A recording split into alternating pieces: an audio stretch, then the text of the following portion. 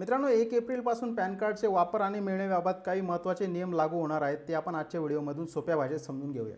तर सर्वात आधी खूप महत्त्वाची गोष्ट लक्षात घ्या. जर तुमचं पॅन कार्ड आणि आधार कार्डवरचं नाव वेगळं असेल आणि किंवा त्यातली स्पेलिंग वेगळी असेल किंवा लग्नानंतर आडनाव बदललं असेल तर ते लवकरात लवकर दुरुस्त करून घ्या. कारण अशा प्रकारचे पॅन कार्ड 1 एप्रिलनंतर इनॅक्टिव्ह म्हणजेच निष्क्रिय होणार आहेत.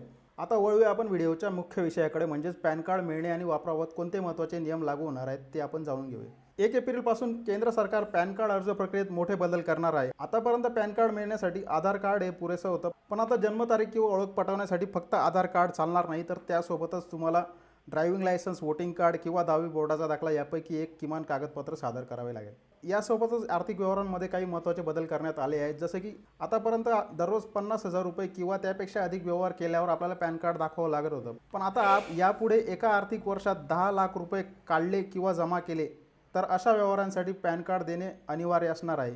प्रॉपर्टी खरेदी विक्रीच्या नियमांमध्येही बदल करण्यात आले आहेत. म्हणजे जसं 10 लाखापेक्षा जास्त घर किंवा दुकान आपण जर विकत घेतलं तर आपल्याला पॅन कार्ड दाखवावं लागत होतं, पण यापुढे ही मर्यादा 20 लाख रुपये असणार आहे. इन्शुरन्सच्या बाबतीतही काही महत्त्वाचे बदल झाले आहेत. जसं की आतापर्यंत आपण 50,000 रुपयापेक्षा जास्त जर प्रीमियम भरत असतो तर आपल्याला पॅन कार्ड दाखवावं लागत होतं, पण आता कोणतीही इन्शुरन्स पॉलिसी घेताना पॅन कार्ड देणे आवश्यक असणार आहे. म्हणजे याआधी पॅन कार्ड देणं हे प्रीमियम बेस होतं, ते आता अकाउंट बेस असणार आहे. यासोबतच हॉटेलची बिलं, लग्न समारंभ किंवा कोणत्याही इव्हेंटच्या बिलाबाबतसुद्धा नियम बदलण्यात आले आहेत.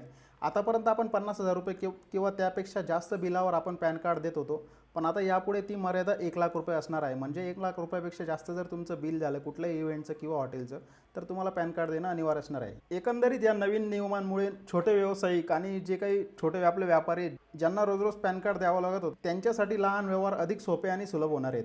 पण त्याचबरोबर मोठे व्यवहार हे पूर्णपणे ट्रॅकेबल असणार आहेत. आणि महत्त्वाची गोष्ट म्हणजे मित्रांनो, पॅन कार्ड देण्यासाठी आता जन्मतारखेचा पुरावा वेगळा द्यावा लागणार, जसं की 10वी बोर्डाचं प्रमाणपत्र, ड्रायव्हिंग लायसन्स किंवा वोटिंग कार्ड. त्याच्यामुळे बनावट कागदपत्रांना बऱ्यापैकी आता आळा बसणार आहे. तर मित्रांनो, हे होतं पॅन कार्डचे नवीन अपडेट्स जे 1 एप्रिलपासून लागू होणार आहेत. तर तुम्हाला व्हिडिओ कसा वाटला हे नक्की कमेंट सेक्शनमध्ये कळवा आणि सवंगडीला सबस्क्राईब करा. जय हिंद, जय महाराष्ट्र.